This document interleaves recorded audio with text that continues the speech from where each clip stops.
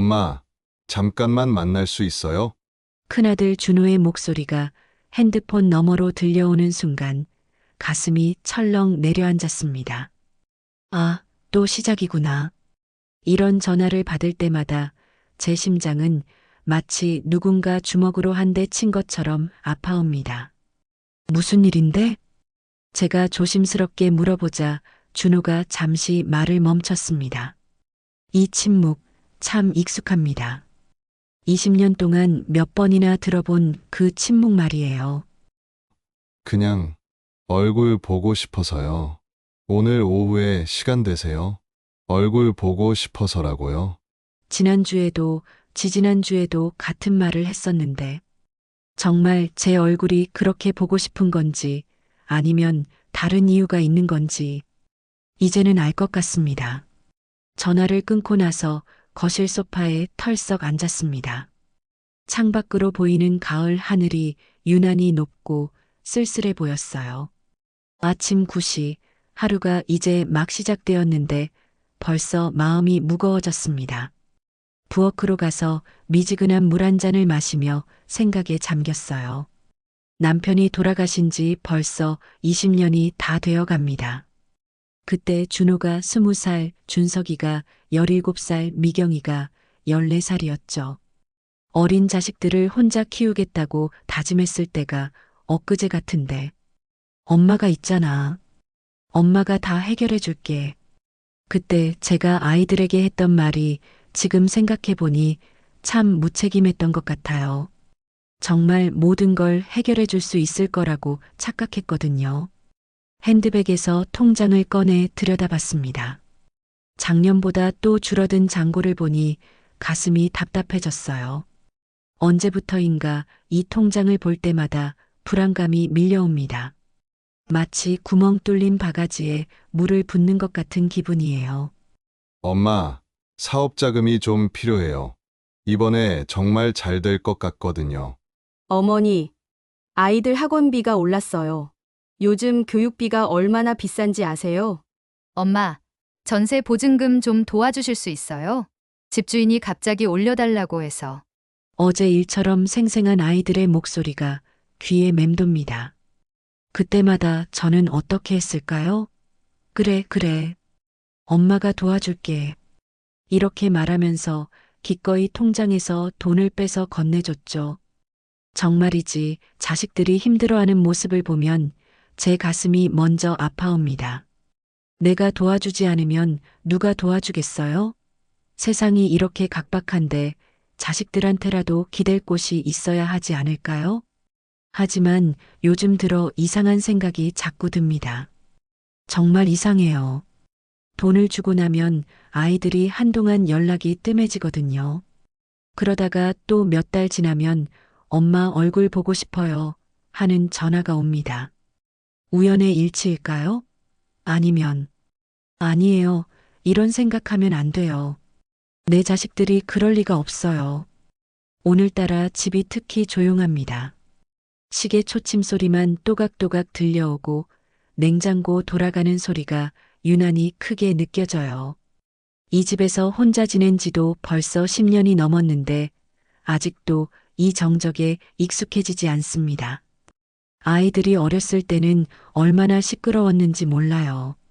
준호는 축구를 하겠다고 거실에서 공을 차고 준석이는 게임하겠다고 소리를 지르고 미경이는 친구들과 전화하느라 깔깔거리고 그때는 조용할 틈이 없었는데 말이에요. 조용해. 엄마가 피곤해. 그때 제가 아이들에게 했던 말이 지금 생각해 보니 참 후회스럽습니다. 그 시끄러움이 이렇게 그리워질 줄 몰랐어요. 부엌 창문을 열고 바람을 쐬었습니다. 옆집 베란다에서 빨래가 바람에 펄럭이는 모습이 보였어요. 평범한 일상의 모습들이 오늘따라 유난히 소중해 보입니다. 정오가 다 되어 가는데 준호가 또 전화를 했습니다. 엄마, 2시쯤 갈게요. 근처 카페에서 만날까요? 카페에서 만나자고 하네요. 집에 오지 않고 카페에서 만나자고 할 때는 아, 이런 생각 또 하고 있네요. 왜 자꾸 이런 의심이 드는 걸까요? 그래, 알았다. 동네 카페 말이지? 네, 거기서 봐요. 전화를 끊고 나서 거울을 봤습니다. 65세의 제 얼굴이 거기 있었어요. 언제부턴가 눈가에 주름이 깊게 패였고 머리카락도 많이 휘어졌습니다. 젊었을 때는 그래도 제법 예쁘다는 소리를 들었는데 옷장을 열고 뭘 입을지 고민했어요. 너무 초라해 보이면 아들이 걱정할 테고 그렇다고 너무 잘 차려입으면 왜 이런 고민을 해야 하는 걸까요? 내 아들을 만나는데 말이에요. 결국 평소에 입던 검정색 니트와 회색 바지를 골랐습니다. 단정하면서도 소박한 차림새죠. 거울 앞에서 한 번 더 매만져 보고 나서 한숨을 쉬었어요. 정말이지 왜 아들을 만나러 가는 길이 이렇게 무겁기만 할까요? 예전에는 아이들 얼굴만 봐도 세상을 다 얻은 것 같았는데 가방에서 지갑을 확인했습니다.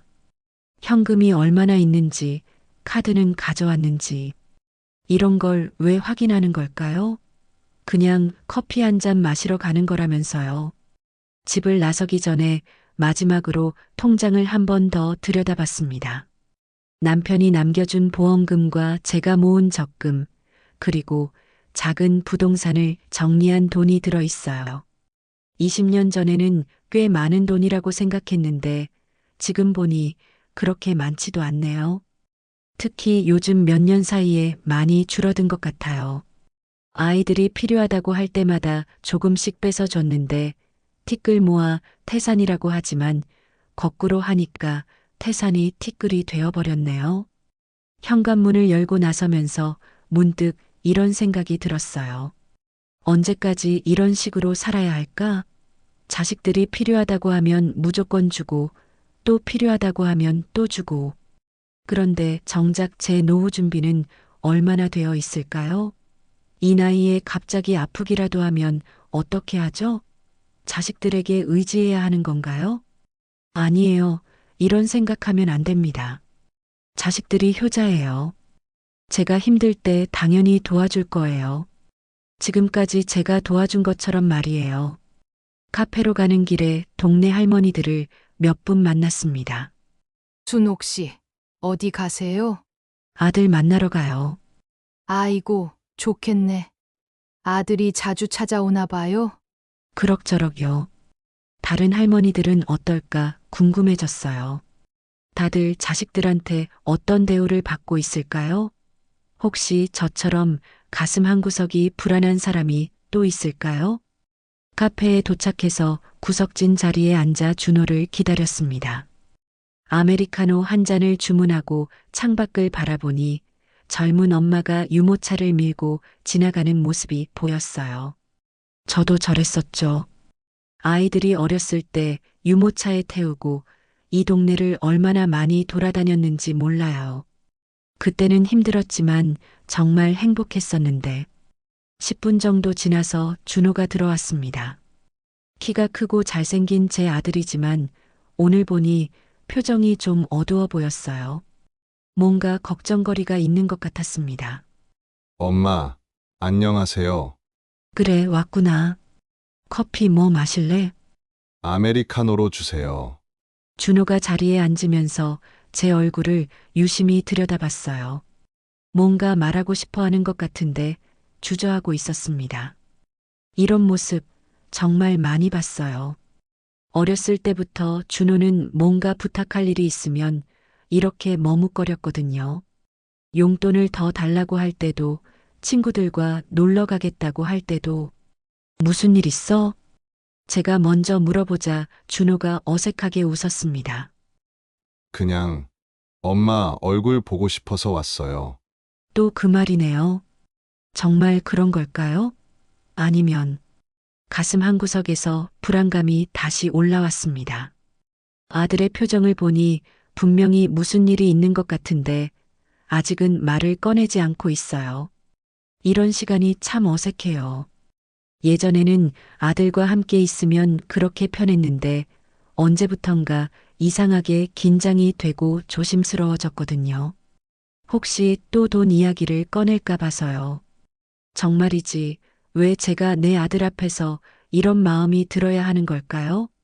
언제부터 이렇게 되었을까요? 아메리카노 한 모금을 마시며 준호의 다음 말을 기다렸습니다. 가슴이 두근두근 뛰고 있었어요. 또 다른 평범한 하루가 이렇게 시작되고 있었습니다. 준호가 커피를 한 모금 마시고 나서 드디어 입을 열었습니다. 엄마, 사실은 역시 그렇구나. 제 가슴이 또다시 쿵 하고 내려앉았어요. 얼굴 보고 싶어서 왔다는 말은 거짓말이었던 거죠. 사업 기회가 하나 생겼거든요. 정말 좋은 기회인 것 같아요. 또 사업 이야기네요. 지난 10년 동안 준호가 얼마나 많은 좋은 기회를 가져왔는지 세어볼 수도 없어요. 온라인 쇼핑몰, 치킨 프랜차이즈, 부동산 중개업. 번번이 실패했지만 그때마다 이번에는 정말 다르다고 했었죠. 무슨 사업인데? 제가 조심스럽게 물어보자 준호의 눈이 반짝였어요. 뭔가에 확신을 가진 표정이었습니다. 카페 사업이에요. 요즘 원두 직수입해서 파는 게 대세거든요. 제가 아는 형이 원두 농장과 직접 연결해 줄 수 있다고 해서요. 카페라고 지금 우리가 앉아 있는 이 카페처럼 말이냐? 준호야, 카페는 요즘 너무 많잖아. 경쟁이 얼마나 심한데. 아니에요. 엄마, 이건 달라요. 일반 카페가 아니라 프리미엄 원두 전문점이거든요. 요즘 젊은 사람들이 정말 좋은 커피를 찾잖아요. 준호가 열심히 설명하는 모습을 보니 마음이 복잡해졌어요. 저 열정은 진짜인 것 같은데 왜 항상 결과는 좋지 않을까요? 자금이 얼마나 필요한데? 제가 물어보자 준호가 잠시 말을 멈췄습니다. 이런 순간이 제일 무서워요. 얼마나 큰 돈을 말할지. 5천만 원 정도요. 5천만 원? 그 큰 돈을요? 제 머릿속이 하얘졌어요. 통장에 있는 돈을 생각해 보니 절반 이상이 나가는 금액이었습니다. 준호야, 그건 너무 큰 돈이야. 엄마, 이번에 정말 잘 될 것 같아요. 사업 계획서도 다 만들었고, 위치도 정말 좋은 곳으로 알아봤거든요. 준호가 가방에서 몇 장의 종이를 꺼내 보여줬어요. 뭔가 그럴듯해 보이는 사업 계획서였습니다. 하지만 지난번에도 이런 계획서가 있었는데, 정말이지 어떻게 해야 할까요? 아들이 이렇게 간절하게 부탁하는데 안 도와줄 수도 없고, 그렇다고 이런 큰 돈을 함부로 내어줄 수도 없고, 엄마가 생각 좀 해볼게. 엄마, 기회가 지나가면 다시 오지 않아요. 다른 사람이 먼저 선점하면 끝이거든요. 아, 이런 말 또 하네요. 항상 지금 아니면 안 된다고 하죠. 왜 좋은 기회는 항상 급하기만 할까요? 그때 제 핸드폰이 울렸습니다. 작은 아들 준석이었어요. 잠깐 준석이가 전화했네. 전화를 받자 준석이의 다급한 목소리가 들려왔습니다. 엄마, 지금 어디세요? 급한 일이 있어서요. 형이랑 카페에 있어. 무슨 일인데? 저도 지금 갈게요. 꼭 말씀드릴 일이 있어서요. 전화가 끊어지고 준호가 의아한 표정을 지었어요. 준석이가 왜 갑자기? 글쎄 급하다고 하던데. 15분 정도 지나서 준석이가 헐레벌떡 카페에 들어왔습니다. 얼굴이 상기되어 있고 뭔가 초조해 보였어요. 형, 엄마 안녕하세요. 그래 앉아. 무슨 일인데 그렇게 급해? 준석이가 자리에 앉으면서 저와 준호를 번갈아 보더니 말했어요. 가게 보증금 문제가 생겼어요. 건물주가 갑자기 보증금을 올려달라고 해서요. 또 돈 이야기네요. 이게 무슨 일인가요? 형제가 같은 날 둘 다 돈 이야기를 하다니. 얼마나 올려달라는데? 3천만 원요. 안 주면 다음 달까지 나가라고 해요. 3천만 원? 준호는 5천만 원, 준석이는 3천만 원. 도대체 뭔가요 이게? 준석아, 그 돈이 없으면 어떻게 되는 거야? 가게를 접어야 해요. 지금까지 투자한 돈이 다 날아가고요. 준석이의 목소리에 절망감이 묻어 있었어요. 정말 다급한 상황인 것 같았습니다. 두 아들이 번갈아 가며 자신들의 상황을 설명했어요. 준호는 카페 사업의 기회를, 준석이는 가게 보증금의 위기를. 제 머릿속이 복잡해졌습니다. 그러다가 또 제 핸드폰이 울렸어요. 이번엔 막내딸 미경이었습니다. 엄마, 혹시 오빠들이랑 같이 계세요? 저도 급히 만나뵈야 할 일이 있어서요. 이게 대체 무슨 일인가요? 하루 종일 연락도 없던 자식들이 갑자기 다 급한 일이 생겼다고요? 너도 여기로 와. 오빠들이랑 같이 있어. 미경이도 30분 후에 카페에 도착했습니다. 세 남매가 한자리에 모인 게 언제인지 기억도 나지 않네요. 오빠들, 안녕하세요. 엄마, 오늘 좀 이상하네요. 다들 왜 여기 있어요? 준호와 준석이가 서로를 쳐다보더니 어색하게 웃었어요. 미경아, 너는 무슨 일인데? 아이들 전세집 문제예요. 집주인이 갑자기 전세금을 올려달라고 해서요. 또 전세금이라고요? 오늘 하루의 사업자금, 가게 보증금, 전세금. 이게 우연일까요? 얼마나 올려달라는데? 2천만 원이요. 안 주면 이사 나가야 해요. 2천만 원. 그럼 총 1억 원이네요. 준호 5천, 준석이 3천, 미경이 2천. 제가 벌떡 일어섰어요. 갑자기 숨이 막히는 것 같았어요. 엄마, 괜찮으세요? 화장실 좀 다녀올게. 화장실에 들어가서 거울을 봤습니다. 창백해진 제 얼굴이 거기 있었어요. 손이 떨리고 있었습니다. 이게 우연일까요? 세 자녀가 같은 날, 거의 같은 시간에 모두 큰 돈이 필요하다고 하는 게, 아니면 혹시 미리 짜고 온 건 아닐까요? 아니에요. 그럴 리가 없어요. 내 자식들이 그럴 리가. 하지만 가슴 한구석에서 뭔가 이상하다는 생각이 계속 들었어요. 화장실에서 나와서 자리에 앉았습니다. 세 아이가 모두 저를 걱정스럽게 바라보고 있었어요. 엄마, 얼굴이 안 좋아 보여요. 아니야, 괜찮아. 하지만 전혀 괜찮지 않았어요. 1억 원이라는 돈이 얼마나 큰지 이 아이들은 알까요? 제 통장에 있는 돈의 대부분이에요. 엄마, 저희가 너무 갑작스럽게 말씀드려서 놀라셨죠? 준호가 조심스럽게 말했어요. 우연히 다 같은 시기에 이런 일이 생겼네요. 정말 우연일까요? 제 의심이 맞는 건 아닐까요? 너희들, 혹시 미리 상의한 거 아니야? 새 아이가 깜짝 놀란 표정을 지었어요. 엄마, 무슨 말씀이세요? 그냥 너무 동시에 일어난 일 같아서. 엄마, 저희가 그럴 리가 없잖아요. 정말 우연히 이런 일이 생긴 거예요. 미경이가 억울한 듯 말했어요. 그래요. 제가 너무 의심이 많은 것 같아요. 자식들을 믿어야죠. 그럼 엄마가 어떻게 해야 할까?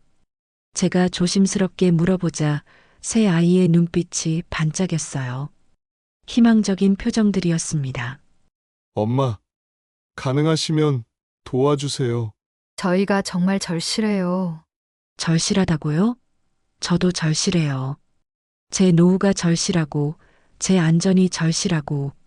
하지만 자식들이 이렇게 간절하게 부탁하는데 어떻게 거절할 수 있을까요? 알았어. 엄마가 도와줄게. 새 아이의 얼굴이 환해졌어요. 정말 기뻐하는 모습이었습니다. 엄마, 고마워요. 정말 감사해요, 엄마. 하지만 제 마음은 전혀 기쁘지 않았어요. 통장 잔고가 거의 바닥날 거라는 생각에 가슴이 답답해졌습니다. 집에 돌아와서 통장을 다시 펼쳐봤어요. 1억 원을 빼고 나면 정말 얼마 남지 않을 거예요. 이렇게 해도 괜찮은 걸까요? 혹시 나중에 제가 아프거나 어려운 일이 생기면 어떻게 하죠? 하지만 이미 약속한 일이니까. 자식들이 그렇게 기뻐했는데 잠들기 전에 마지막으로 생각했어요. 정말 이게 맞는 걸까요? 가슴 한구석에서 불안감이 계속 커져가고 있었습니다. 은행 창구에서 나오면서 다리가 후들거렸습니다. 방금 전 1억 원을 3번에 나누어 송금한 후에 통장 잔고를 확인했거든요. 남은 돈이 고작 1,200만 원.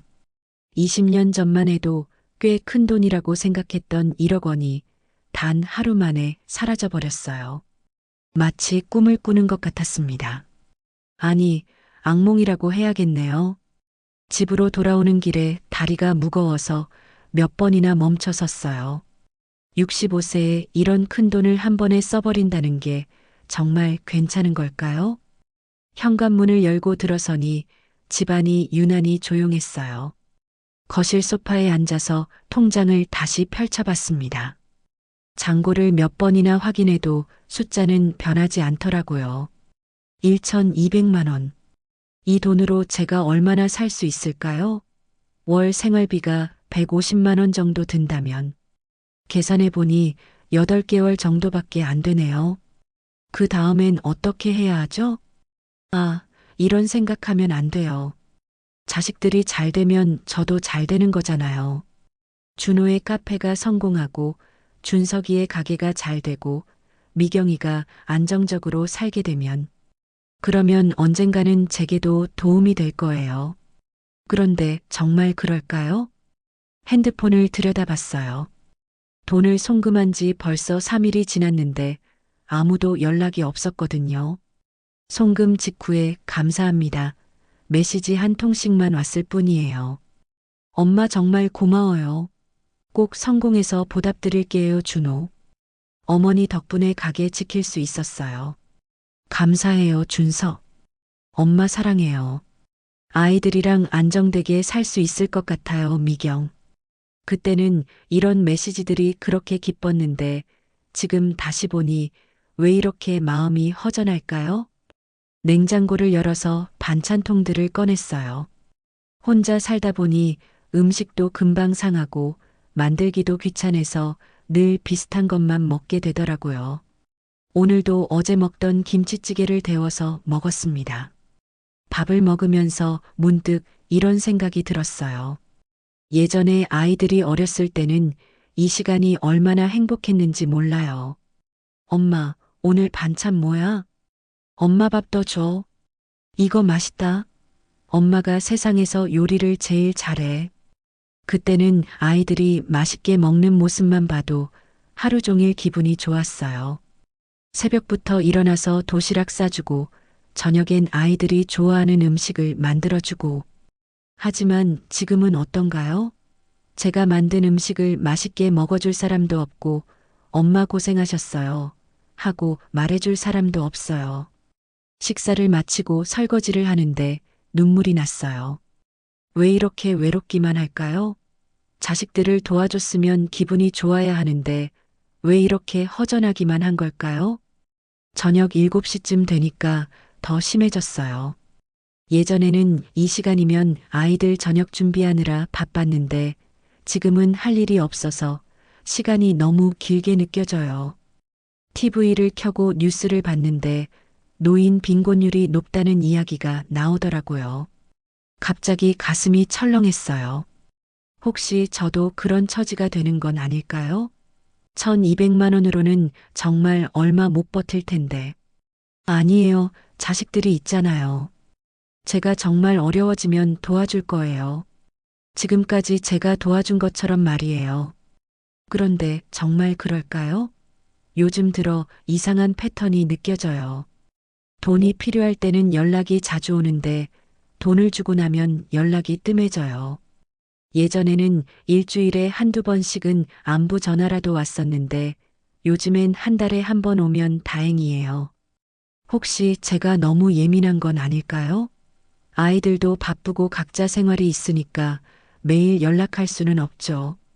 하지만 가슴 한구석에서는 계속 이상한 느낌이 들어요. 마치 제가 정말 ATM 같다는 생각이. 아니에요. 그런 생각하면 안 돼요. 자식들이 그럴 리가 없어요. 밤 10시가 되어서야 준호한테서 전화가 왔어요. 엄마, 안녕하세요. 응, 준호야. 카페 준비는 잘 되고 있어? 네, 덕분에 계약도 끝났고, 이제 인테리어만 하면 돼요. 그래, 다행이다.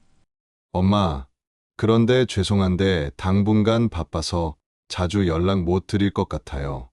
또 그런 말이네요. 돈을 받고 나서는 항상 바빠진다고 하죠. 그래, 알았어. 몸은 챙겨가면서 해. 네, 엄마도 건강하세요. 전화가 끊어지고 나서 더 허전해졌어요. 3분도 안 되는 짧은 통화였거든요. 예전에는 1시간씩도 통화했었는데, 혹시 제가 돈을 너무 쉽게 내어준 건 아닐까요?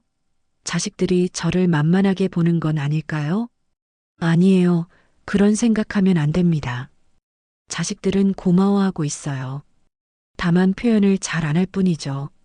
하지만 잠들기 전까지 계속 불안한 마음이 들었어요. 정말 제가 옳은 선택을 한 걸까요? 다음 날 아침 일어나서 제일 먼저 한 일이 통장 확인이었어요.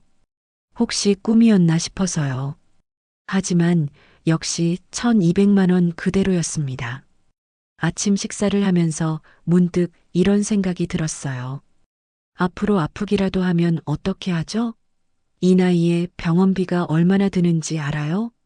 며칠 전 동네 할머니가 무릎 수술 받는데 300만 원이 들었다고 하더라고요.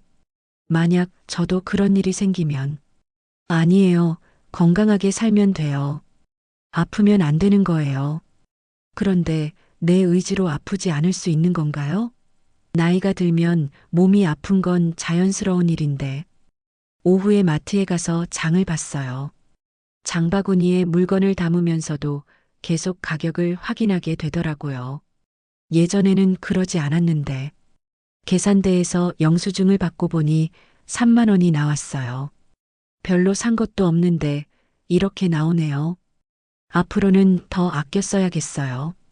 집에 돌아와서 장을 정리하면서 생각했어요. 이제 정말 조심해서 써야겠구나. 더 이상 여유가 없으니까. 저녁에 혼자 밥을 먹으면서 또 눈물이 났어요. 왜 이렇게 외롭고 불안하기만 할까요? 자식들을 도와줬는데 왜 이런 기분이 드는 걸까요? 뿌듯해야 하는 거 아닌가요? 핸드폰을 보니 아무도 연락이 없었어요. 제가 먼저 연락해 볼까도 생각했지만 바쁘다고 했으니까 괜히 방해하면 안 되겠죠. 그날 밤 잠이 잘 오지 않았어요. 계속 불안한 생각만 들었거든요. 정말 이대로 살아도 괜찮은 걸까요? 혹시 나중에 정말 어려운 일이 생기면 어떻게 하죠? 그리고 무엇보다 자식들이 정말 저를 사랑하는 걸까요? 아니면 그냥 필요할 때만 찾는 걸까요? 이런 의심을 하는 제 자신이 너무 비참했어요. 하지만 자꾸만 이런 생각이 들어서 어쩔 수가 없었습니다. 새벽 3시 천장을 바라보며 혼잣말을 했어요. 정말이지, 내가 지금 뭘 하고 있는 걸까? 이게 맞는 걸까? 하지만 답은 나오지 않았어요. 그저 가슴속 깊은 곳에서 불안감만 계속 커져갔을 뿐이었습니다. 준호가, 너 요즘 왜 이렇게 초라해 보여?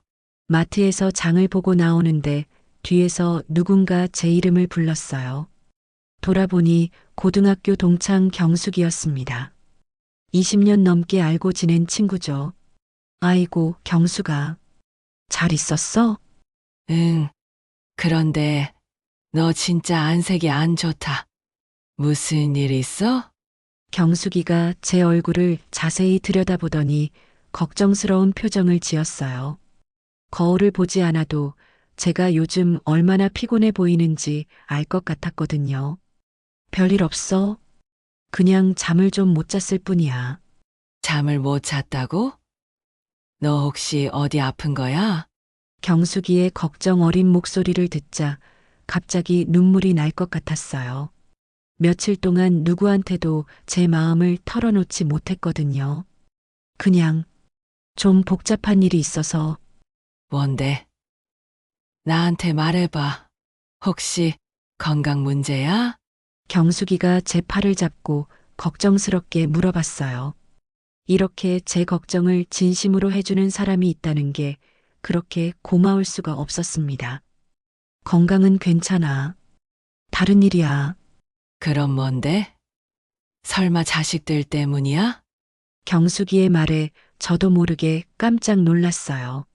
어떻게 그렇게 정확하게 맞추는 걸까요? 어머, 내가 맞췄네? 순호가 또 자식들이 무슨 짓을 한 거야? 아니야, 자식들이 무슨 짓을 했겠어. 그냥 그냥 뭐야?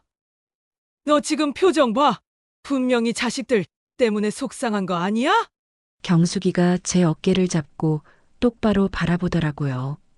30년 넘게 알고 지낸 친구라서 그런지 제 마음을 너무 잘 알아챘어요. 카페라도 가서 이야기하자. 너 혼자 끙끙 앓고 있지 말고. 경숙이가 제 손을 잡고 근처 카페로 끌고 갔어요. 며칠 전에 아이들과 만났던 그 카페였습니다. 자, 이제 말해봐. 뭔 일인데? 이렇게 상태가 안 좋아? 커피를 앞에 두고 경숙이가 다그치듯 물어봤어요. 정말 제 걱정을 해주는 마음이 느껴져서 더 이상 숨길 수가 없었습니다. 사실은 아이들한테 돈을 좀 많이 줬거든. 얼마나? 1억 원. 뭐라고? 경숙이가 너무 놀라서 커피잔을 놓치려고 했어요. 주변 사람들이 돌아볼 정도로 큰 소리였습니다. 너 미쳤어? 1억 원을 왜 줘? 쉿, 작게 말해. 아이들이 모두 어려운 상황이어서 제가 준호의 카페 사업, 준석이의 가게 보증금, 미경이의 전세금 이야기를 차근차근 설명했어요. 경숙이는 점점 얼굴이 굳어지더라고요. 잠깐. 세 아이가 같은 날에 모두 돈이 필요하다고 했다고? 응, 그리고 다 큰 돈이고? 그래. 경숙이가 고개를 젓더니 한숨을 크게 쉬었어요. 순호가, 너 정말 순진하구나. 무슨 말이야? 이게 우연이라고 생각해? 세 남매가 같은 날, 거의 같은 시간에 모두 큰 돈이 필요하다는 게? 경숙이의 말에 가슴이 철렁했어요. 저도 그런 생각이 들었었거든요. 하지만 자식들을 의심하고 싶지 않았어요. 설마 그럴 리가. 내 자식들이 그럴 리 없어. 순호가, 현실을 좀 봐. 요즘 자식들이 얼마나 계산적인데, 특히 돈 문제에서는 더 그래. 경수가 너무 심하게 말하지 마. 내 자식들은 그런 아이들이 아니야. 제가 화를 내자 경숙이가 한참 저를 바라보더니 부드러운 목소리로 말했어요. 순호가, 화내지 마. 내가 너 걱정해서 하는 말이야. 그런데 진짜로 궁금한 게 있어. 뭔데? 그 1억 원 준 다음에 아이들이 어떻게 했는데? 그 질문에 저는 대답할 수가 없었어요. 연락이 뜸해졌다는 말을 어떻게 해요? 설마 연락이 없나? 경숙이가 제 표정을 보더니 바로 알아챘어요. 순호가, 정말이야? 아니야, 연락이 없는 건 아니고. 그냥 바쁘다고 해서. 언제 연락 왔는데? 준호가 사흘 전에 3분 정도. 3분. 경숙이가 어이없다는 듯 웃었어요. 순호가, 정신 좀 차려. 1억 원 받아놓고 3분 통화라고? 그것도 사흘 전이 마지막이라고? 아이들도 바쁘잖아. 카페 준비하느라, 가게 일 보느라. 바빠도 어머니한테는 연락할 수 있잖아. 하루 5분씩만 전화해도 한 달에 150분이야. 그것도 못해? 경숙이의 말이 가슴에 꽂혔어요. 맞는 말이었거든요. 그리고 순호가, 솔직히 말해봐. 예전에도 이런 패턴 없었어? 무슨 패턴?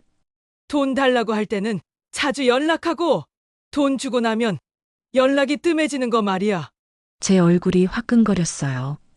정말 그런 패턴이 있었거든요. 하지만 인정하고 싶지 않았어요. 순호가, 내가 너무 심하게 말하는 것 같지만 이건 정말 아니야. 너 지금 자식들한테 완전히 이용당하고 있는 거야. 이용당한다니. 그런 말하지 마. 그럼 뭐야? 1억 원 받아놓고 어머니 안부도 제대로 안 묻는 게 정상이야? 경숙이가 점점 화가 나는 목소리로 말했어요. 그리고 순호가 너 지금 통장에 돈 얼마나 남았어? 그건 얼마나 남았는데? 1200만 원. 뭐라고? 1200만 원? 경숙이가 또다시 큰 소리를 냈어요. 순호가 너 정말 미쳤구나. 65세에 1200만 원으로 어떻게 살려고? 아이들이 잘 되면 잘 되면 뭐야? 너한테 돌려줄 거라고 생각해? 그럼 그렇겠지. 순호가 정신 차려. 지금까지 돌려준 적 한 번이라도 있어? 없었어요. 한 번도 없었어요. 항상 나중에 꼭 갚을게요라고 말하기만 했을 뿐. 보라고. 한 번도 없잖아. 그런데 이번에는 갚을 거라고 생각해? 경숙이의 말에 아무 대답도 할 수 없었어요. 가슴이 너무 아팠거든요. 순호가 미안하지만 진짜 화가 나. 너 왜 이렇게 자식들한테 호구 취급받으면서 살아? 호구라니. 호구 맞잖아. 필요할 때만 찾고 돈 받으면 연락도 안 하고 이게 자식이야? 경숙이가 테이블을 탁 치면서 말했어요. 제가 화를 낼 만도 한데 이상하게 경숙이의 말이 다 맞는 것 같았어요. 그리고 순호가 너 혼자 살면서 아프기라도 하면 어떻게 할 거야? 1200만 원으로? 그 말에 온몸에 소름이 돋았어요. 며칠 동안 제가 가장 걱정했던 부분이었거든요. 자식들이 도와줄 거야. 정말 1억 원 받아놓고 안부 전화도 제대로 안 하는 자식들이? 경숙이의 말에 더 이상 반박할 수가 없었어요. 모든 게 사실이었으니까요. 카페에서 나오면서 경숙이가 제 어깨에 손을 얹고 말했어요. 준호가 내 말이 너무 심했지만 너 정말 걱정돼서 그런 거야. 이제라도 정신 차리고 얘 인생 생각해봐. 고마워, 경숙아. 너 말이 맞는 것 같아. 그러게 이제부터라도 자식들한테 휘둘리지 말고 당당하게 살아. 너도 내 인생이 있는 거야. 집에 돌아와서 경숙이의 말들을 곱씹어 봤어요. 정말 제가 자식들한테 이용당하고 있는 건 아닐까요? 그렇다면 이제 어떻게 해야 할까요? 경숙이의 말이 자꾸만 귀에 맴돌았어요. 너 지금 자식들한테 완전히 이용당하고 있는 거야. 정말 그런 걸까요? 내 사랑하는 자식들이 정말 저를 그렇게 보고 있는 걸까요? 가슴이 너무 아팠지만 이제는 진실을 마주해야 할 때인 것 같았습니다. 경숙이의 말을 들은 지 사흘이 지났는데도 마음이 계속 불안했어요. 밤마다 친구의 목소리가 귓가에 맴돌았거든요. 너 지금 자식들한테 완전히 이용당하고 있는 거야. 정말 그런 걸까요? 내 사랑하는 자식들이 저를 그렇게 생각하고 있는 걸까요? 오늘 오후에 준호한테서 연락이 왔어요. 일주일 만에 처음이었습니다. 엄마, 오늘 시간 되세요? 카페 인테리어 구경 좀 오실래요? 카페 구경이라고요? 제가 투자한 돈으로 만드는 카페를 구경 오라는 거네요. 그래도 아들이 먼저 연락한 게 어디예요? 그래, 좋다. 어디야? 강남역 근처예요. 2시에 만날까요? 강남이라니 임대료가 비싸기로 유명한 곳인데 괜찮을까 싶었지만 아들이 열심히 준비하는 모습을 보고 싶었어요. 약속 시간보다 30분 일찍 도착해서 근처를 걸어봤어요. 정말 카페가 많더라고요. 몇 미터 간격으로 하나씩 있었어요. 이런 곳에서 경쟁이 될까 싶었지만 준호가 알려준 주소를 찾아가니 공사 중인 가게가 있었어요. 유리창에 준비 중이라는 팻말이 붙어 있었고 안에서는 인테리어 공사 소리가 들렸습니다. 엄마, 뒤에서 준호가 부르는 소리가 들렸어요. 돌아보니 준호 옆에 모르는 남자가 서 있었습니다. 엄마. 이분이 제 사업 파트너 김 대표님이에요. 아, 안녕하세요. 준호 어머니시군요. 많이 들었습니다. 김 대표라는 분이 정중하게 인사했어요. 정장을 입고 있는데 뭔가 성공한 사람 같아 보였습니다. 잘 부탁드려요. 우리 준호 좀 잘 봐주세요. 물론이죠. 준호 씨 덕분에 좋은 기회를 얻었거든요. 우리는 함께 카페 안으로 들어갔어요.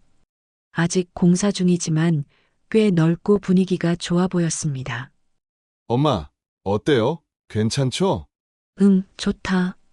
그런데 임대료는 많이 비싸지 않아? 괜찮아요. 위치가 좋으니까 손님도 많이 올 거예요. 김 대표가 카페 곳곳을 설명해 주었어요. 원두 기계, 인테리어, 컨셉, 메뉴 구성. 정말 전문적으로 준비한 것 같았어요. 1시간 정도 구경하고 나서 근처 음식점에서 늦은 점심을 먹기로 했습니다. 준호야, 화장실 좀 다녀올게. 네.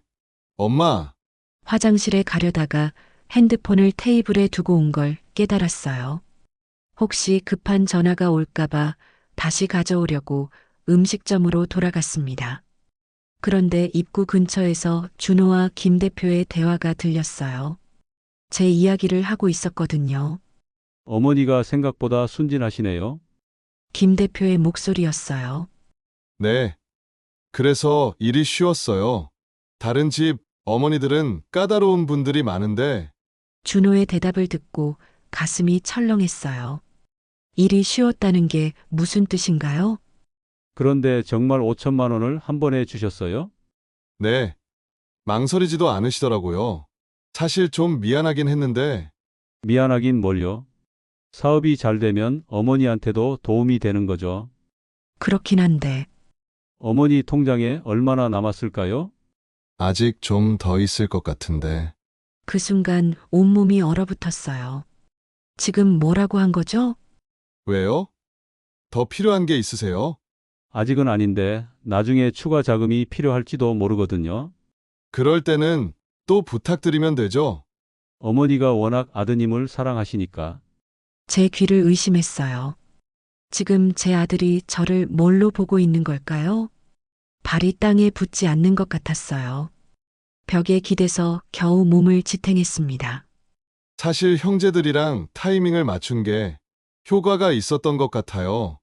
타이밍을 맞췄다고요? 아, 동생분들도 같은 날에 부탁드린 거였어요? 네. 그래야 어머니가 의심하지 않을 거라고 생각해서요. 혼자만 달라고 하면 좀 이상하잖아요. 세상이 무너지는 것 같았어요. 정말 계획적으로 한 일이었다는 거였어요? 똑똑하시네요. 그런데 동생분들은 뭐라고 하던가요? 처음에는 좀 망설이긴 했는데 결국 동의했어요. 다들 급한 일이 있기도 했고 제 다리에 힘이 빠져서 벽에서 미끄러져 내려갈 뻔했어요. 겨우 붙잡고 서 있었습니다. 이게 정말 현실인가요? 내 세 자녀가 짜고 친 계획이었다는 거예요? 그래도 어머니한테는 미안하죠. 나중에 꼭 갚아드려야겠어요. 그럼요. 사업이 잘 되면 이자까지 쳐서 드리죠. 이자까지요? 자식이 어머니한테서 빌린 돈에 이자를요? 더 이상 들을 수가 없었어요. 화장실로 뛰어가서 문을 잠그고 울기 시작했습니다. 20년 동안 이런 배신감을 느껴본 적이 없었어요. 남편이 죽었을 때보다도 더 큰 절망감이었습니다. 내가 그렇게 사랑했던 자식들이, 내가 평생을 바쳐서 키운 아이들이 저를 이렇게 생각하고 있었다니. 거울을 보니 완전히 망가진 제 얼굴이 있었어요. 눈물로 범벅이 되고 얼굴은 창백해져서 마치 귀신 같았습니다. 이제 어떻게 해야 하죠? 저 아이들 앞에 어떤 얼굴로 나가야 하죠? 한참 후에 화장실에서 나와서 자리로 돌아갔어요. 준호와 김 대표는 아무 일 없다는 듯이 이야기하고 있었습니다. 엄마, 왜 이렇게 오래 걸리셨어요? 걱정했잖아요. 걱정했다고요? 방금 전까지 제 돈이 얼마나 더 있는지 계산하고 있었으면서요? 좀 어지러워서. 괜찮으세요? 얼굴이 안 좋아 보이는데. 준호가 걱정하는 척했지만 이제는 그 표정조차 가짜로 보였어요. 괜찮아. 그냥 좀 피곤해서. 식사를 마치고 헤어질 때 준호가 말했어요. 엄마, 정말 고마워요. 덕분에 좋은 기회를 잡을 수 있을 것 같아요. 그래, 잘해라. 앞으로도 계속 응원해 주세요. 응원해 달라고요? 돈 더 달라는 뜻인가요? 집에 돌아와서 소파에 앉아 생각했어요. 경숙이의 말이 모두 맞았어요. 정말 제가 자식들한테 ATM 취급받고 있었던 거예요. 그것도 계획적으로, 의도적으로. 가장 충격적인 건 세 남매가 모두 공모했다는 사실이었어요. 준호만이 아니라 준석이와 미경이까지도. 그럼 그동안 제게 했던 모든 말들이 거짓말이었던 건가요? 엄마, 사랑해요. 엄마 덕분에 살아가요. 엄마가 최고예요. 이 모든 말들이 돈을 받기 위한 연기였던 건가요? 핸드폰을 들여다봤어요. 준석이와 미경이한테 전화해서 따져 묻고 싶었지만 무슨 소용이 있을까요? 어차피 또 거짓말할 텐데. 그날 밤 잠이 오지 않았어요. 천장을 바라보면서 계속 생각했습니다. 20년 동안 제가 뭘 한 건가요? 자식들을 위해 모든 걸 희생하면서 살아왔는데 결국 이런 취급을 받게 되다니. 이제 정말 어떻게 해야 할까요? 1200만 원으로는 얼마 못 버틸 텐데 자식들은 저를 돈 나오는 기계로만 보고 있고 새벽 4시가 되어서야 결심했어요. 이제 그만입니다. 더 이상 이런 취급받으면서 살 수는 없어요. 내 인생도 소중하잖아요. 왜 자식들의 ATM이 되어서 살아야 하나요? 눈물을 닦고 마음을 굳게 먹었습니다. 이제 진짜로 변해야 할 때가 온 것 같아요. 진실을 안 지 일주일이 지났어요. 그동안 자식들과 연락을 하지 않았습니다. 전화가 와도 받기 싫었어요. 그 얼굴들을 보면 화가 나서 견딜 수가 없었거든요. 하지만 오늘 오후에 막내딸 미경이가 갑자기 집에 나타났어요. 엄마, 왜 전화를 안 받으세요? 걱정했잖아요. 걱정했다고요? 정말일까요? 아니면 또 돈이 필요해서 온 건가요? 별일 없어. 그냥 좀 피곤해서. 엄마, 얼굴이 많이 안 좋아 보여요. 어디 아픈 데는 없으세요? 미경이가 제 얼굴을 걱정스럽게 바라봤어요. 예전 같으면 이런 관심이 그렇게 고마웠을 텐데 이제는 모든 게 가짜로 보였습니다. 괜찮아. 그런데 너는 무슨 일로 왔니? 제가 직설적으로 물어보자 미경이가 잠시 머뭇거렸어요. 역시 뭔가 부탁할 일이 있어서 온 거였네요. 엄마, 사실은 또 급한 일이 생겼어요. 또요? 2천만 원 받은 지 얼마나 됐다고 또 급한 일이 생겼다고요? 무슨 일인데? 전세집 문제가 또 생겼어요. 집주인이 갑자기 집을 팔겠다고 해서 이사를 나가야 해요. 이사를 나가야 한다고요? 지난번에 전세금 올려달라는 거 해결했다면서요? 지난번에 전세금 문제 해결했다고 하지 않았니? 그게 사실은 집주인이 계속 문제를 만드는 거예요. 이번에는 아예 집을 팔겠다고 해서. 미경이의 말을 들으며 가슴이 답답해졌어요. 또 거짓말을 하고 있는 건 아닐까요? 그래서 얼마가 필요한데? 전세금 전액이요. 1억 5천만 원. 1억 5천만 원? 제가 깜짝 놀라서 미경이를 바라봤어요. 지난번에는 2천만 원이라고 했는데 이번엔 1억 5천만 원이라고요? 미경아, 지난번에 너 전세금이 얼마라고 했니? 8천만 원이요. 그런데 이사를 가려니까 더 좋은 곳으로 가야 할 것 같아서요. 더 좋은 곳으로요? 지금 제 통장에 남은 돈이 1200만 원뿐인데 1억 5천만 원을 달라고요? 미경아, 엄마가 지금 그렇게 큰 돈을 어디서 구해? 엄마 통장에 아직 많이 남아있지 않으세요? 오빠들한테 준 것보다 제가 적게 받았잖아요. 그 순간 온몸에 소름이 돋았어요. 오빠들한테 준 것보다 적게 받았다고요? 그럼 정말로 세 남매가 서로 얼마씩 받는지 다 알고 있었다는 거네요. 너희들 정말 다 짜고 친 거구나. 제가 중얼거리자 미경이가 당황한 표정을 지었어요. 엄마, 무슨 말씀이세요? 미경아, 엄마가 바보인 줄 알았니? 엄마, 정말 무슨, 준호가 5천, 준석이가 3천, 너는 2천. 총 1억. 미리 계산해서 나눠 가진 거 아니야? 미경이의 얼굴이 창백해졌어요. 들켰다는 표정이었습니다. 엄마, 그게 아니라, 그게 아니라 뭐야? 엄마한테 거짓말하는 거 아니었어? 제 목소리가 점점 커졌어요. 일주일 동안 참았던 분노가 터져나오기 시작했습니다. 엄마, 진정하세요. 저희가 그런 게 아니에요. 그럼 뭐야? 우연히 같은 날에 모두 큰 돈이 필요했다는 거야? 미경이가 아무 말도 하지 못했어요. 변명할 말이 없었던 거죠.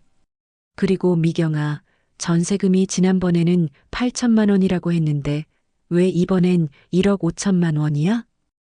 그게 더 좋은 집으로 이사 가려고. 더 좋은 집으로? 엄마 돈으로?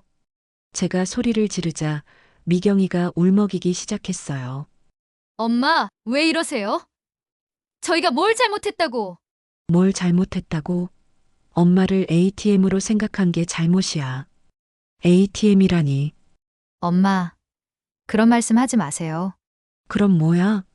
엄마 통장에 얼마 남았는지 궁금해하고 더 필요하면 또 달라고 하고. 이게 ATM 아니야? 미경이가 완전히 당황한 표정을 지었어요. 제가 모든 걸 알고 있다는 걸 깨달았나 봐요. 엄마, 혹시 오빠 이야기 들으셨어요? 들었지. 타이밍 맞춰서 한꺼번에 달라고 하면 효과적이라는 거 다 들었어. 그 순간 미경이의 얼굴이 완전히 굳어졌어요. 엄마, 20년 동안 너희를 키우면서 이런 취급받을 줄 알았으면 차라리 키우지 말았어야 했나 봐. 제가 그렇게 말하자 미경이가 화를 내기 시작했어요. 엄마, 너무하잖아요. 저희가 언제 엄마를 ATM 취급했어요? 지금도 하고 있잖아. 1억 받아놓고 또 1억 5천만 원 달라고 하는 게 뭐야? 저희도 어쩔 수 없는 상황이라서. 어쩔 수 없는 상황? 그럼 엄마는 어떡하라고? 통장에 1,200만 원밖에 안 남았는데. 미경이가 깜짝 놀란 표정을 지었어요. 1,200만 원밖에 안 남았다고요? 그래. 너희한테 1억 줘버려서 이제 8개월 생활비밖에 안 남았어. 그럼 엄마는 어떻게 하실 거예요?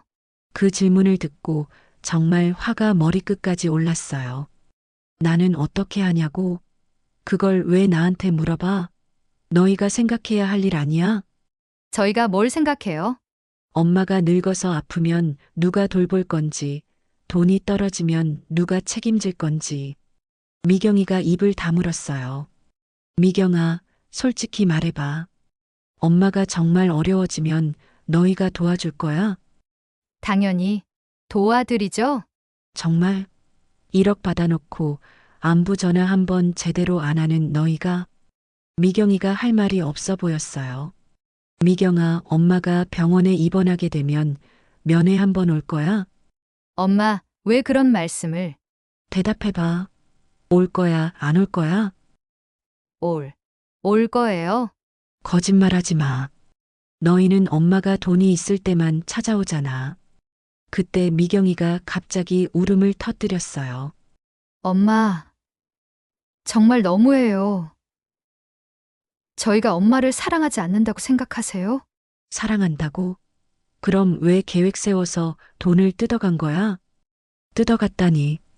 엄마, 그런 말씀 하지 마세요. 그럼 뭐야? 자발적으로 준 거라고 생각해?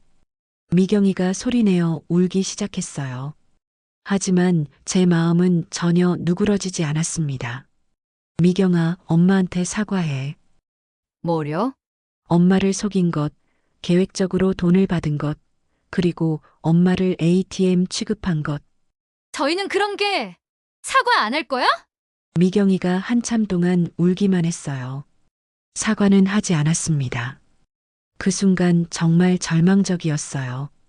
제가 평생을 바쳐서 키운 자식이 제게 진심 어린 사과 한마디 못하다니. 미경아, 이제 그만 가라. 엄마, 가라고 했어. 더 이상 볼 얼굴이 없어. 미경이가 눈물을 닦으면서 일어났어요. 엄마. 나중에 다시 올게요. 오지 마. 돈 없으면 올 필요 없어. 엄마, 나가. 미경이가 현관문을 쾅 닫고 나간 후 집안이 조용해졌어요. 거실 소파에 앉아서 생각했습니다. 이제 정말 끝인 것 같아요. 자식들한테는 완전히 실망했고 돈은 거의 다 떨어져 가고 앞으로 어떻게 살아야 할지 모르겠어요. 65세에 이런 절망감을 느껴야 하다니 정말 최악의 순간이었습니다. 하지만 동시에 이런 생각도 들었어요. 이제 더 이상 참을 수 없다고. 더 이상 이런 취급받으면서 살 수는 없다고. 자식들이 변하지 않는다면 제가 변해야겠어요. 완전히 새로운 방법으로. 미경이가 나간 지 2시간 후 현관벨이 울렸어요. 문을 열어보니 세 자녀가 모두 서 있었습니다. 준호, 준석, 미경이 모두요. 미경이가 오빠들을 불러온 거였네요. 엄마, 안녕하세요. 준호가 조심스럽게 인사했어요. 평소와는 다른 어색하고 긴장된 분위기였습니다. 뭐하러 왔니? 제가 차갑게 물어보자 준석이가 나섰어요. 엄마, 미경이한테 들었는데 오해가 있는 것 같아서 왔어요. 오해라고요? 제가 뭘 오해했다는 거죠?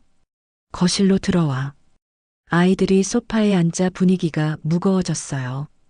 평소에 함께 있을 때와는 완전히 다른 공기였습니다. 엄마, 저희가 엄마 마음을 아프게 한 것 같아서 사과하러 왔어요. 준호가 먼저 입을 열었어요. 하지만 그 사과가 진심으로 들리지 않았습니다. 사과? 뭘 사과한다는 거니? 저희가 같은 시기에 도움을 요청해서 엄마가 부담스러우셨을 것 같아서요. 부담스러웠다고요? 그게 문제라고 생각하는 거예요? 준호야, 너희가 뭘 잘못했는지 정말 모르겠니? 엄마, 저희도 어쩔 수 없는 상황이었어요. 정말 급해서 어쩔 수 없는 상황? 제 목소리가 점점 커지기 시작했어요. 어쩔 수 없어서 엄마를 속인 거야? 세 아이가 서로를 바라보더니 어색하게 웃었어요. 엄마! 속였다는 건 너무 심한 말씀 같은데요. 준석이가 변명하듯 말했어요. 심해? 그럼 뭐야? 미리 짜고 타이밍 맞춰서 돈 달라고 한 게 속인 게 아니야? 이제 더 이상 숨길 수가 없었나 봐요. 미경이가 고개를 숙이며 말했어요. 엄마, 저희도 그럴 의도는 아니었어요. 그냥 그냥 뭐야? 엄마가 걱정하실까 봐서 하나씩 차례로 말씀드리려고 했는데 거짓말도 이런 거짓말이 없어요. 차례로 말씀드리려고 했다고요? 미경아, 거짓말하지 마. 준호가 사업 파트너한테 하는 말 다 들었어. 준호의 얼굴이 창백해졌어요. 엄마가 들으셨어요? 들었지. 타이밍 맞춰서 한꺼번에 부탁하면 효과적이라는 거, 엄마 통장에 얼마나 더 남았는지 궁금하다는 거 다 들었어. 세 아이가 모두 할 말을 잃었어요. 그리고 이자까지 쳐서 갚겠다고? 자식이 어머니한테서 빌린 돈의 이자를? 엄마, 그건 그건 뭐야? 사업적으로 생각한다는 거지? 제가 일어서서 아이들을 내려다봤어요. 너희들은 엄마를 뭘로 보는 거니? 엄마, 저희가 엄마를 대답해봐. 엄마를 뭘로 보는 거야? 아무도 대답하지 못했어요. ATM이지? 돈 나오는 기계지? 엄마, 그런 건 아니에요. 준호가 급하게 변명했지만 이미 늦었어요. 아니야? 그럼 뭐야? 돈 필요할 때만 찾아오고 받고 나면 연락도 뜸하고 이게 뭐야? 제 목소리가 점점 커졌어요. 20년 동안 참았던 모든 것이 터져 나오기 시작했습니다. 엄마, 저희도 바빠서. 바빠서 어머니 안부 인사 5분도 못해? 그건 1억 원 받아놓고 고맙다는 인사도 제대로 못해? 세 아이가 모두 고개를 숙였어요. 그때 제 안에서 뭔가 터졌습니다. 20년 동안, 아니 평생 동안 억눌러왔던 모든 감정이 한꺼번에 폭발했어요. 이제 그만! 제가 소리를 지르자 아이들이 깜짝 놀랐어요. 엄마는 ATM이 아니야. 엄마, 20년 동안 너희들 달라는 대로 다 줬더니 이제 내 노후 준비는 하나도 안 되어 있어. 제 목소리가 집 전체에 울려 퍼졌어요. 아빠 돌아가시고 나서 나 혼자 너희들 키우느라 얼마나 힘들었는지 알아? 엄마, 저희도 고마워하고 있어요. 고마워한다고? 어디가 고마워해? 제가 준호를 똑바로 바라봤어요. 준호야, 내가 사업 실패할 때마다 엄마가 얼마나 많은 돈을 댔는지 기억해? 온라인 쇼핑몰, 치킨집, 부동산. 실패할 때마다 엄마한테 와서 울었잖아. 준호가 아무 말도 하지 못했어요. 준서가, 너도 마찬가지야. 가게 망할 때마다 엄마가 구해줬잖아. 그리고 미경아, 아이들 교육비, 생활비, 전세금. 엄마가 안 해준 게 뭐가 있어? 미경이가 울기 시작했어요. 그런데 너희들이 엄마한테 해준 게 뭐야?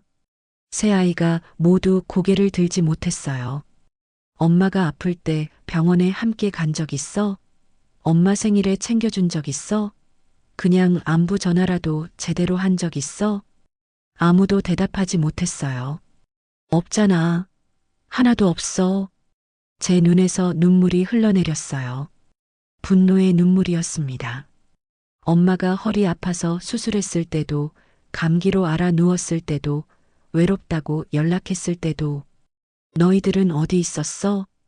바쁘다고, 일이 있다고, 나중에 연락하겠다고.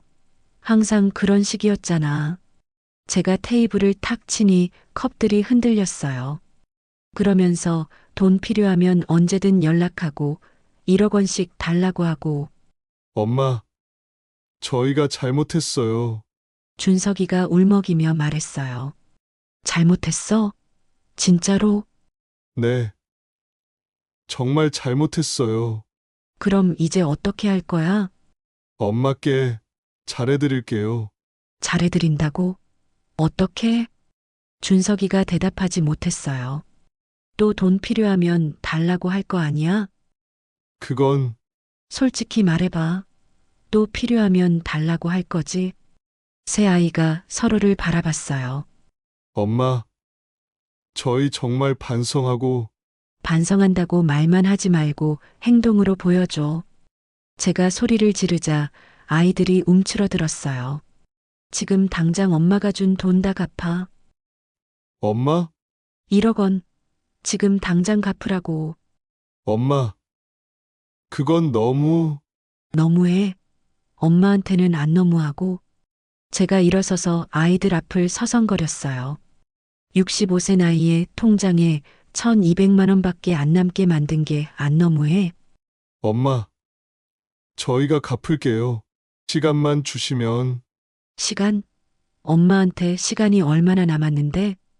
제 목소리가 절규에 가까웠어요. 엄마가 아프면 누가 돌봐줄 건데? 돈이 떨어지면 누가 책임질 건데? 아이들이 모두 울고 있었어요. 대답해봐. 엄마가 양로원에 들어가게 되면 면회라도 올 거야? 엄마, 안 올 거잖아. 돈 없는 엄마는 필요 없으니까. 그 순간 제 목소리가 완전히 갈라졌어요. 이제 정말 끝이야. 더 이상 너희들 ATM 노릇 안 해. 제가 현관문 쪽을 가리키며 소리쳤어요. 다 나가. 앞으로 돈 없으면 찾아오지도 마. 엄마, 그러지 마세요. 나가라고 했어. 새 아이가 어쩔 줄 몰라 하다가 하나둘 일어났어요. 엄마, 저희 정말 반성할게요. 반성은 집에 가서 해. 여기서 하지 말고. 엄마, 나가. 결국 새 아이가 모두 나갔어요. 현관문이 닫히고 나서 집안이 조용해졌습니다. 저는 소파에 주저앉아서 한참 동안 울었어요. 20년 동안 참았던 모든 것을 쏟아냈더니 몸에 힘이 하나도 남지 않았습니다. 하지만 이상하게도 속은 시원했어요. 드디어 제가 하고 싶었던 말을 다 한 거였거든요. 이제 정말 끝입니다. 더 이상 누구의 ATM도 아닌 그냥 이순옥으로 살아갈 거예요. 그날 이후로 3개월이 지났어요. 새 자녀와는 연락이 완전히 끊어졌습니다. 처음 한 달은 준호가 몇 번 전화를 했지만 받지 않았어요. 문자도 몇 차례 왔지만 읽지도 않고 지워버렸습니다. 혼자 남은 집에서 정말 많은 생각을 했어요. 과연 제가 옳은 선택을 한 걸까? 너무 심하게 한 건 아닐까? 하지만 그때마다 마음을 다잡았습니다. 더 이상 자식들의 ATM으로 살 수는 없다고. 처음에는 경제적으로 정말 막막했어요. 1,200만 원으로는 정말 얼마 못 버틸 것 같았거든요. 하지만 생각해보니 혼자 살면서 꼭 필요한 지출만 하면 생각보다 오래 버틸 수 있더라고요. 그리고 결정적으로 친구 경숙이가 큰 도움을 줬어요. 준호가, 너 정말 잘했어. 이제라도 정신 차린 게 다행이야. 경숙이는 제 결정을 적극 지지해줬어요. 그런데 이제 어떻게 할 거야? 계속 혼자 지낼 거야? 글쎄, 일단 당분간은 그럴 생각이야. 준호가, 그럼 우리 함께 뭔가 해볼까? 뭘? 소규모 반찬 가게 같은 거 말이야. 너 요리 솜씨 좋잖아. 경숙이의 제안에 처음엔 망설였어요. 이 나이에 새로운 일을 시작한다는 게. 하지만 생각해보니 나쁘지 않았어요. 집에만 있으면서 자식들 걱정만 하는 것보다는 뭔가 의미 있는 일을 하는 게 나을 것 같았거든요. 좋은 생각이네. 한번 해볼까? 그렇게 저희는 작은 반찬 가게를 열었어요.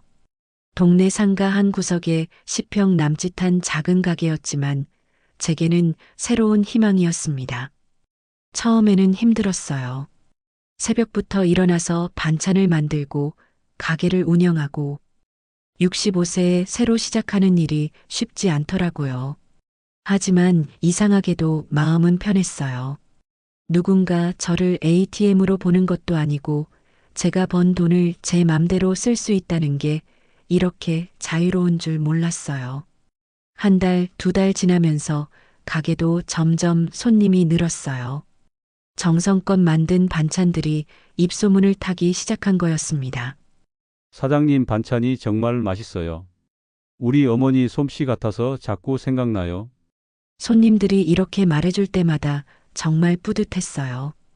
20년 만에 처음으로 누군가에게 진짜로 인정받는 기분이었거든요.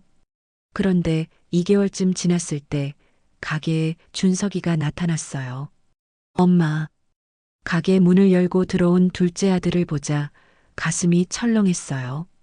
화가 나기보다는 그냥 복잡한 마음이었습니다. 무슨 일이니? 엄마, 안부 인사하러 왔어요. 안부 인사라고요? 3개월 만에요? 그래, 잘 지내고 있어. 너도 잘 지내지? 엄마, 저 정말 죄송해요. 준석이가 갑자기 무릎을 꿇더니 눈물을 흘리기 시작했어요. 엄마, 제가 정말 잘못했어요. 3개월 동안 매일 후회했어요. 준석아, 일어나. 엄마, 저희가 얼마나 나쁜 짓을 했는지 이제야 깨달았어요. 준석이가 계속 울면서 말했어요. 저희끼리 계획 세워서 엄마한테 거짓말하고 정말 인간이 아니었어요. 제 마음도 아팠지만 이제는 예전처럼 쉽게 용서할 수 없었어요. 그래서 뭐하러 왔니? 엄마, 용서해 주세요. 그리고 다시 가족이 될 수 있을까요? 가족이요? 저희가 언제 진짜 가족이었나요? 준서가 용서하는 건 쉬워. 하지만 다시 예전처럼 돌아갈 수는 없어. 엄마, 엄마는 이제 달라졌어. 너희들 ATM 역할은 더 이상 안 해. 준석이가 고개를 끄덕였어요. 알겠어요, 엄마. 저희도 이제 달라질게요. 말로만 하지 말고 행동으로 보여줘. 네, 꼭 보여드릴게요. 준석이가 가고 나서 일주일 후에는 미경이가 왔어요. 엄마, 반찬 가게 하신다고 들었어요. 응, 정말 대단하세요. 이 나이에 새로운 도전을 하시다니. 미경이의 말투가 예전과 달랐어요. 더 조심스럽고 존중하는 느낌이었습니다. 엄마, 저도 진짜 죄송해요. 그동안 엄마를 너무 당연하게 생각했어요. 그래, 이제는 달라질게요. 엄마한테 더 이상 패 끼치지 않을게요. 미경아, 패 끼치지 않는 것보다 더 중요한 게 있어. 뭐요? 진짜로 엄마를 생각하는 거야. 돈 때문이 아니라. 네, 알겠어요. 한 달 후에는 준호도 왔어요. 세 자녀 중에 가장 늦게 온 거였죠. 엄마, 정말 죄송합니다. 준호는 아예 정중하게 인사부터 했어요. 카페 사업은 어떻게 됐니? 망했어요. 그래, 네. 한 달 만에 문 닫았어요. 엄마 말씀이 맞았어요. 준비도 부족했고, 위치도 안 좋았고, 준호가 고개를 숙이며 말했어요. 그때 엄마 돈만 믿고 무모하게 시작한 거였어요. 정말 후회해요. 그래, 이제라도 깨달았으면 됐어. 엄마, 돈은 꼭 갚을게요. 갚으려면 갚아. 하지만 그것보다 더 중요한 건 네, 앞으로는 엄마를 진짜 엄마로 대하는 거야. 돈 주는 사람 말고. 네. 꼭 그렇게 할게요. 그 이후로 조금씩 연락이 오기 시작했어요. 하지만 예전과는 완전히 달랐습니다. 돈 달라는 이야기는 한 번도 없었고, 그냥 안부를 묻거나 제 가게가 잘 되고 있는지 궁금해했어요. 한 달에 한 번씩 돌아가면서 가게에 들러서 반찬도 사가고, 제가 건강한지도 확인했습니다. 물론 처음에는 어색했어요. 20년 넘게 이어온 관계를 하루아침에 바꿀 수는 없으니까요. 하지만 점점 나아지고 있어요. 제가 당당해지니까 아이들도 저를 다르게 보기 시작한 것 같아요. 지난주에는 준석이가 이런 말을 했어요. 엄마, 요즘 정말 멋있어 보이세요. 당당하고 자신감 있으시고. 그 말을 들었을 때 정말 기뻤어요. 오늘 저녁에는 미경이가 아이들과 함께 가게에 왔어요. 할머니, 안녕하세요. 손자, 손녀들이 밝게 인사하더라고요. 할머니가 만든 반찬 너무 맛있어요. 그래, 할머니가 또 만들어줄게. 아이들과 이야기하면서 문득 생각했어요. 정말 많이 변했구나. 예전에는 제가 아이들에게 모든 걸 해주려고 했어요. 돈도, 시간도, 정성도. 제 모든 걸 주면서 살았죠. 하지만 그랬더니 저는 점점 작아졌고 자식들은 저를 당연하게 여겼어요. 이제는 다릅니다. 제가 먼저 당당해지니까 자식들도 저를 존중하기 시작했어요. 제가 독립적으로 살아가는 모습을 보니까 자식들도 의존하지 않고 스스로 해결하려고 노력하고요. 그리고 무엇보다 저 자신이 행복해졌어요. 65세에 새로운 인생을 시작한다는 게 쉽지는 않았지만 누군가의 ATM이 아닌 그냥 이순옥으로 사는 게 이렇게 자유롭고 기쁜 줄 몰랐어요. 오늘도 가게 문을 닫으면서 생각해요. 내일도 열심히 살아야지. 누구를 위해서가 아니라 나를 위해서. 그렇게 살 때 비로소 진짜 가족이 될 수 있다는 걸 이제야 깨달았거든요. 엄마는 ATM이 아니에요. 그날 제가 외쳤던 그 말이 제 인생을 완전히 바꿔놓았습니다. 그리고 이제야 진짜 엄마가 된 것 같아요. 존중받는 엄마로 말이에요. 그리고 이 이야기가 감동적이라고 생각하신다면 구독, 좋아요 버튼도 꼭 눌러주시고요.